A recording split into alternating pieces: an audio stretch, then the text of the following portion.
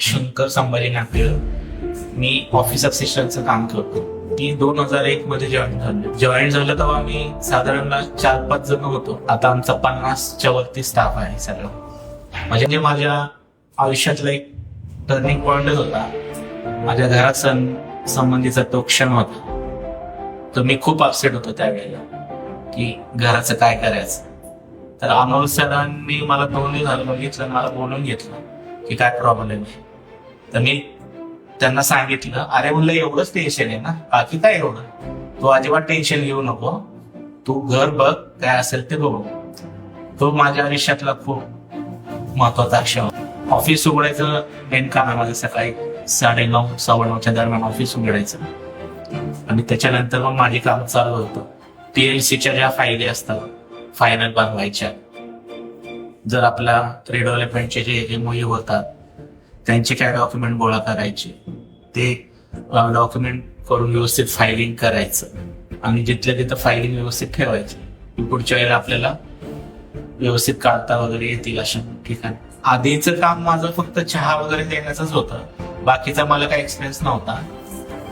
जर आता ह्या 5-6 वर्षामध्ये मला भरपूर एक्सपिरियन्स आलाय सगळ्या गोष्टीचा.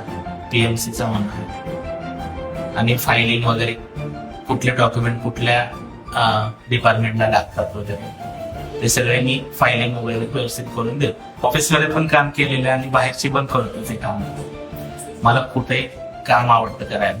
त्या मेहनतीमुळे झालं ऍक्च्युली. आपण मेन त्यांनाच क्रेडिट दिलं पाहिजे, एक मोठ्या सरांना आणि एक आमच्या सरांना. आज त्यांनी एवढी मेहनत घेतली त्याच्यामुळे ते इथपर्यंत पोहोचले. आम्हाला त्यांनी त्यांच्या बरोबर ठेवलं, हे खूप महत्वाचं आहे. आणि दोघांचं काम करण्याचं सेम आहे. क्वालिटीज म्हणलं तर तुम्ही बघायला गेलं तर सेम क्वालिटी. सर पण व्यवस्थित आहेत आणि मोठ्या सरांचं पण काम त्या बाबतीत व्यवस्थित. मी मोठ्या सरांबरोबर काम केले, आम्हाला सरांबरोबर. दोघांना फक्त व्यवस्थित फायलिंग, त्यांनी मला जसं सांगितलंय, फायलिंग हे महत्वाचं आहे. PMCची फायलिंग असू दे किंवा कस्टमर लोकांची फाईल असू दे, ती अप टू डेट व्यवस्थित असलीच पाहिजे. आणि त्यांना डे टू डे मी रिपोर्ट करत असतो. असे आहेत 2-3. एक सहकारनगरच्या एक प्रोजेक्ट आहे स्टार्टिंगचा सरांचा, अनुषा म्हणून, ओम ब्रह्मा म्हणून.